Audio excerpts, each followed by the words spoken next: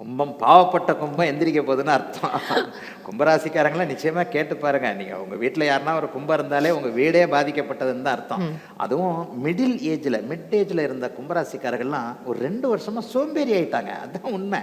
கும்பராசிக்காரர்கள் உழைப்பிற்கு அஞ்சாதவர்கள். ஒரு உழைப்புனா உண்மையான ஒர்க்கஹாலிக்.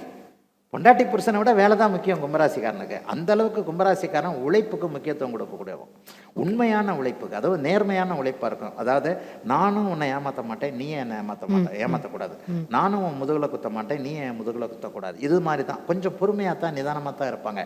பட் உண்மையான ஹானஸ்டான இருக்கக்கூடியவர்கள் எல்லாருமே கும்பராசிக்காரர்கள்.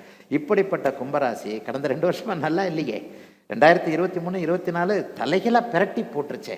2025 ஜென்மசனி விலகுச்சு தான். ஆனால் அந்த விலகின அமைப்புகளை இன்னும் குறிப்பாக பூரட்டாதி நட்சத்திரக்காரர்கள் சுத்தமாக நல்லா இல்லை இன்ன வரைக்குமே. இவங்க எல்லாத்துக்குமே அந்த சோம்பல் தனம் போகின்றதே பெரிய விஷயம். யூத் எல்லாம் பார்த்தீங்கன்னா 20-25 வயசுக்கார கும்பராசிக்காரெல்லாம் கடந்த 2 வருஷமா தண்டச்சோறுன்னு அப்பா அம்மா கிட்ட அப்படியே பேர் வாங்கினேன்.